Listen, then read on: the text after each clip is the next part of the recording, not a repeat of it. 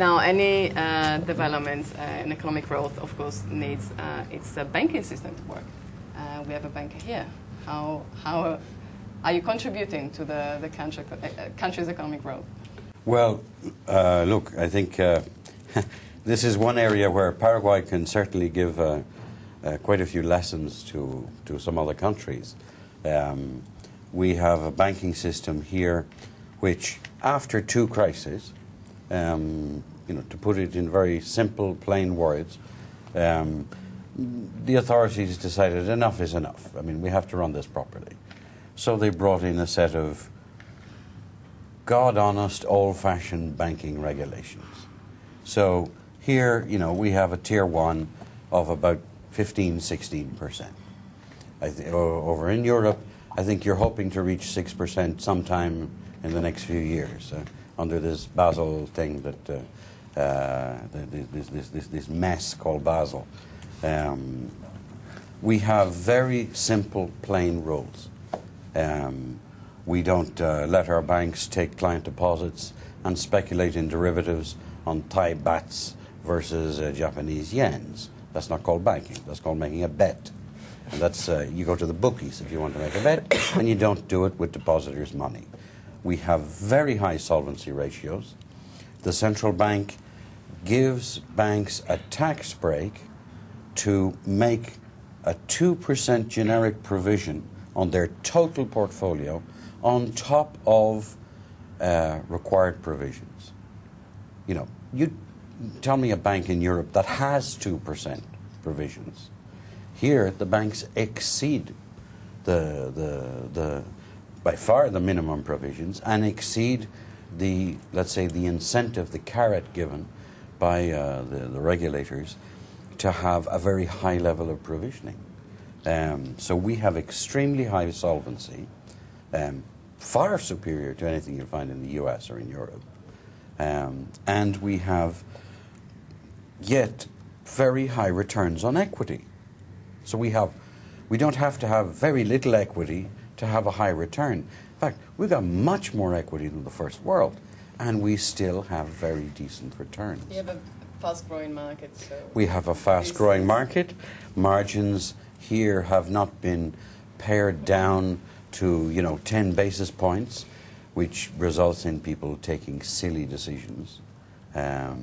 So the authority, the central bank and the regulator have steered this market to a place where it's a sane industry and you don't need to do crazy things to make a reasonable return on your capital.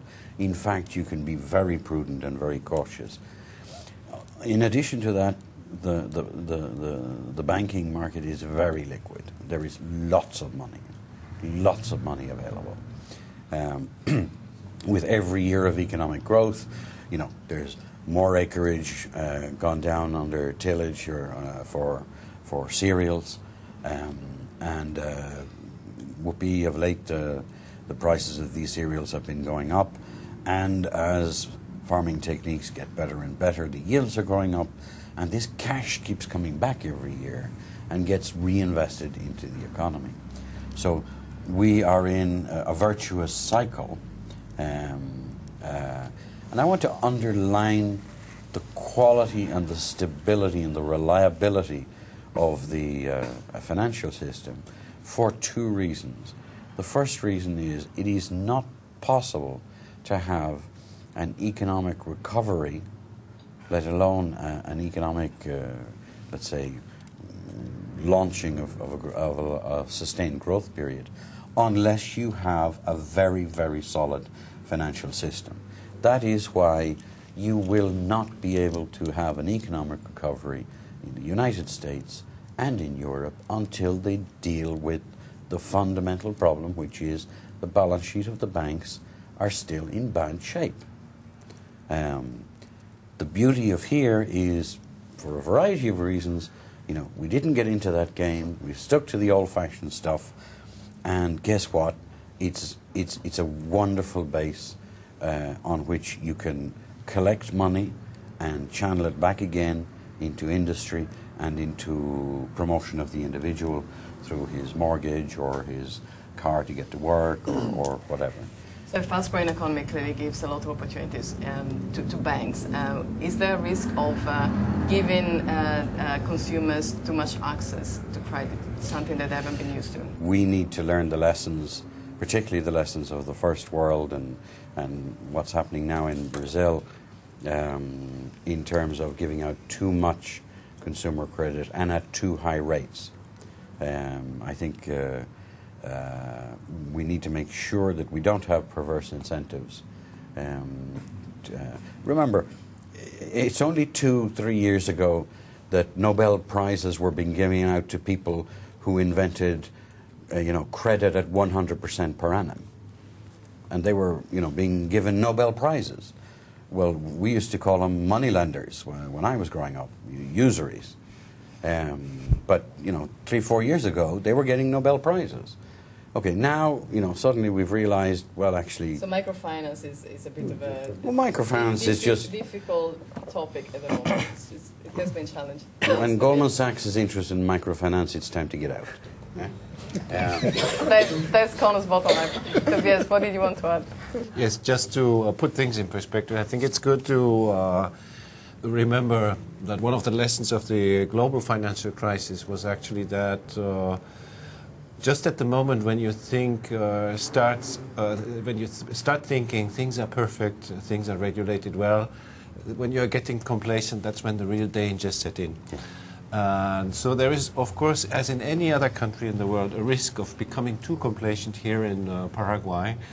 It is important to keep in mind that the financial system here has actually grown very fast in the last 5 years. We have seen a process of what you might call financial deepening in the economy from admittedly a very, very low base. But for several years now here, all banking and credit aggregates have consistently grown faster than GDP.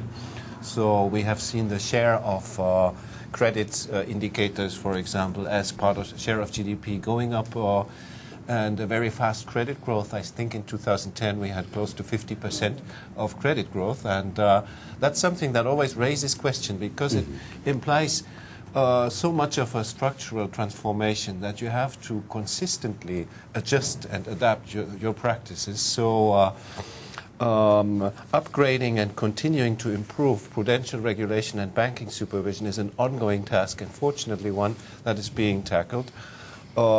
In particular, as there are still several loopholes and several holes wherein Paraguay's banking regulation is not yet up to the international standards and which need to be fixed. But as, for example, certain ways on how bank capital is defined. But that's a legal question. Yeah, that's a legal question. I think some estimate by the BCP recently came to the conclusion that the system now covers 65 to 70% of Basel I criteria. So there is still some room to go and to improve, and it's important because of the banking system's important contribution to growth and investment. We want this to last. We want it to be sustainable, so it's very important that financial regulation reforms continue at the pace as they have been before. And I guess at some point later we will come to precisely this question, which are the challenges going forward. But I think trying to maintain the stability of the financial system is a very important one. Yeah. It's something that is doable and that is being done, but it has to be taken care of without any doubt. And Jorge, Connor and I hope other of your bankers appreciate the central bank staff stand on them. What are the focus of the central bank at the moment in helping the banking system growing? Sure. First of all, we pretty much... And continue to remain stable, of course. Of course. We pretty much, fully agree that we learn from the past. We have two major financial crises in the economy. At the early 90s, and then at the beginning of the 2000s. And the crisis was painful, and we learned from that. And from then on, we started to just be more pragmatic, more conservative, and and also our supervisory body has to be comfortable. So what we did is, we put more and more employees in the supervision sector. We train them a lot.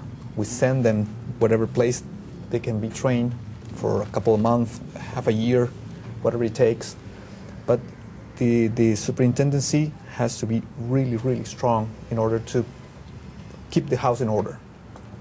That's what we were doing for the past, let's say, 10 years or more. And it's working. I mean, it's working. And what we see for the future is more competition in the system. Because people are seeing all over the world, okay, what's the rate of return on assets in Paraguay? 30%. Yeah. It's telling you something. Yeah. Means there's still enough room to make business. Okay. Are you receiving more and more requests of information from potential investors? We do. We do. Is it a trend going upwards?